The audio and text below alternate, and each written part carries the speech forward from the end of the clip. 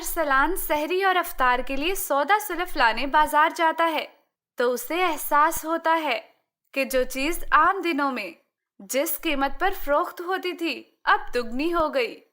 وہ اس کے خلاف شکایت کرنے جاتا ہے، مگر ارسلان نے چھوٹی سی عمر میں قرآن پاک حفظ کر لیا تھا اور اب باقاعدہ رمضان المبارک میں تراویح پڑھاتا تھا۔ رمضان المبارک میں وہ خصوصی اہتمام کرتا۔ اس ماہ میں وہ نوافل و تسبیحات کا ورد کرتا اور عبادت میں خوب دل لگاتا۔ اسے معلوم تھا کہ اس مہینے میں ایک نیکی کا 70 گنا زیادہ ثواب ملتا ہے، اس لیے ہر مسلمان کی خواہش ہوتی ہے کہ وہ ماہ سیام کے پورے روزے رکھے، اور خوش نصیب ہیں وہ لوگ جنہیں رمضان المبارک ملتا ہے تو وہ اس کا خصوصی اہتمام کرتے ہیں۔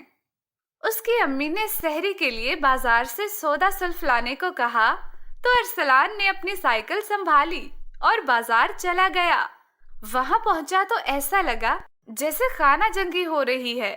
ہر چیز جو رمضان سے ایک دن پہلے 10 روپے کی تھی وہ 20 روپے میں فروخت ہو رہی تھی۔ وہ حیرت سے دکانداروں کو تک رہا تھا، لیکن مرتا نہ کیا کرتا۔ جو پیسے امی نے دیے تھے ان سے خریداری کی اور واپس گھر آ گیا۔ ارسلان کی والدہ نے سامان چیک کیا تو وہ آدھا تھا۔ انہوں نے ارسلان سے کہا، بیٹا لگتا ہے آپ سودا پورا لے کر نہیں آئے۔ امی، جتنے پیسے آپ نے دیے تھے ان میں یہی کچھ آ سکا۔ بیٹا پیسے تو میں نے آپ کو سودے کے حساب سے دیے تھے، پھر آدھا سودا کیوں لائے ہو؟ امی، رمضان المبارک کا چاند دیکھتے ہی دکانداروں نے پیسے دگنے کر دیے ہیں، کچھ اور چاہیے تو اس کے لیے مزید پیسے درکار ہوں گے۔ امی منہ بسور کر رہ گئی۔ عشاء کی اذان کی آواز آئی تو ارسلان نماز پڑھنے چلا گیا۔ اگلے روز افطاری کا سامان لینے ارسلان دوبارہ بازار گیا۔ جس ٹھیلے پر جاتا وہاں کے نرخ کئی گنا بڑھ چکے تھے اور لوگ تھے کہ بے دھڑک سودا خرید رہے تھے۔ اسے تو چکر آ گیا۔ اشیاء خورد و نوش اتنی مہنگی تھی کہ اس کی سمجھ میں نہیں آ رہا تھا کہ کیا خریدے۔ اچانک اسے سرکاری نرخ نامے کا خیال آیا۔ اس نے ایک پھل والے سے سرکاری نرخ نامے کی فہرست طلب کی جو حکومت متعین کرتی ہے۔ دکاندار نے حیرت سے ارسلان کو اوپر سے نیچے تک دیکھا اور بولا، جاؤ جاؤ اپنا کام کرو، بڑا آیا سرکاری فہرست مانگنے والا۔ وہ خود کلامی کرتا ہوا تکبرانہ لہجے میں کہہ رہا تھا۔ ارسلان کو بڑا غصہ آیا، ایک تو چوری، اوپر سے سینہ زوری۔ اس نے سائیکل پر کھڑے ہو کر ادھر ادھر نظر دوڑائی تو اسے کچھ دور ایک کیمپ لگا ہوا دکھائی دیا جس پر بینر لگا ہوا تھا شکایتی مرکز کے نام سے۔ ارسلان نے آؤ دیکھا نہ تاؤ، سیدھا وہاں پہنچ گیا۔ وہاں پہلے ہی بہت رش تھا، پولیس بھی کافی تھی۔ وہ سائیکل لے کر کیمپ کے سامنے کھڑا ہو گیا۔ ایک باروب آدمی اسے لوگوں کے جھرمٹ میں نظر آیا جس کو سب سر سر کہہ رہے تھے۔ ابھی وہ اسی ششو پنج میں تھا کہ اس سے کس طرح بات کرے۔ ایک پولیس والے نے اس کی سائیکل کھینچ لی۔ وہ زمین پر گرتے گرتے بچا۔ یہ منظر سامنے بیٹھا وہ شخص دیکھ رہا تھا جسے سب گھیرے کھڑے تھے۔ اپنا رستہ ناپو، یہاں کیوں رش لگایا ہوا ہے؟ یہ کہتے ہوئے وہ ارسلان کی سائیکل گھسیٹنے لگا۔ مجھے تمہارے صاحب سے بات کرنی ہے۔ یہ آواز سامنے بیٹھے شخص نے سن لی۔ وہ گرجدار آواز میں بولا، چھوڑ دو اس بچے کو، آنے دو، کیا کہنا چاہتا ہے؟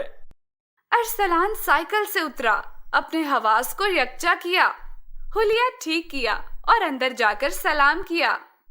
ہاں بھائی بولو، کیا مسئلہ ہے؟ تو پھر ارسلان کہنے لگا، رمضان المبارک مسلمانوں کا مقدس مہینہ ہے، یہ ہر اعتبار سے بہت اہم ہے، لیکن اس کے شروع ہوتے ہی اشیاء خورد و نوش میں ہو شربہ اضافہ ہو جاتا ہے جو ایک عام آدمی کی پہنچ سے کوسوں دور ہو جاتا ہے۔ اگر آپ مغرب کو دیکھیں جو غیر مسلم ہیں، لیکن جب ان کا تہوار آتا ہے دسمبر کا مہینہ تو ہر چیز آدھی قیمت پر فروخت ہوتی ہے۔ دکاندار گاہکوں سے محبت سے پیش آتے ہیں۔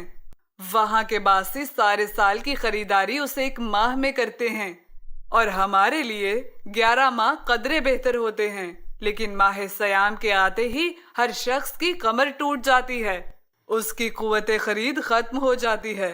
ایسا کیوں ہے؟ دوسرے سرکاری نرخ کی فہرست کسی بھی ٹھیلے یا دکان پر آویزہ نہیں ہے۔ اس کی کیا وجہ ہے؟ اس شخص نے ارسلان کا بغور جائزہ لیا، پھر بڑے پیار سے اسے اپنے ساتھ رکھی کرسی پر بٹھایا اور بولا، ہم نے یہ شکایتی کیمپ اسی لیے لگایا ہے تاکہ لوگوں کو درست نرخ پر اشیاء خورد و نوش مل سکیں۔ ہم ان منافع خوروں کو پکڑنے کے لیے ہی بیٹھے ہیں۔ جی ہاں، میں بھی اسی لیے آپ کی خدمت میں حاضر ہوا ہوں۔ اس شخص نے 2 سپاہیوں کو اشارہ کیا، وہ دوڑے آئے۔ جی سر۔ اس بچے کے ساتھ جاؤ، دیکھو کون ہے جو اضافی پیسے طلب کر رہا ہے، اسے پکڑ کر لے آؤ۔ پھر اس شخص کے دماغ میں نہ جانے کیا آیا، وہ کھڑا ہو گیا، ارسلان کا ہاتھ پکڑا اور بولا، چلو بتاؤ کون ہے جو بدتمیزی کرتا ہے؟ ارسلان اس ٹھیلے والے کے پاس گیا، اس نے ایس ٹی ایم کو دیکھا، جلدی سے نیچے ہاتھ ڈال کر فہرست تلاش کرنے لگا۔ پولیس والوں نے اسے رنگے ہاتھوں پکڑ لیا۔ علاقہ ایس ٹی ایم نے اس ٹھیلے والے پر فہرست آویزہ نہ کرنے پر جرمانہ لگایا۔ پھر ایس ٹی ایم نے خود ارسلان کی خریداری کروائی۔ سارا سامان لینے کے باوجود اس کے پاس پیسے بچ گئے۔ اس نے ایس ڈی ایم کا شکریہ ادا کیا۔ مجھے فخر ہے تم جیسے بچوں پر جو ایسے حالات کا ڈٹ کر مقابلہ کرتے ہیں اور حق کی تلاش میں سرگرداں رہتے ہیں۔ یہ ملک تم جیسے بچوں کا متلاشی ہے۔ اب افطار میں وقت کم رہ گیا تھا، لہٰذا ارسلان سرپٹ گھر کی طرف دوڑا۔ دیکھا بچوں، ارسلان نے اپنی مشکل کا کس طرح سے مقابلہ کیا۔ اس نے ہمت نہیں ہاری، وہ اپنے موقف پر قائم رہا کیونکہ وہ سچا تھا۔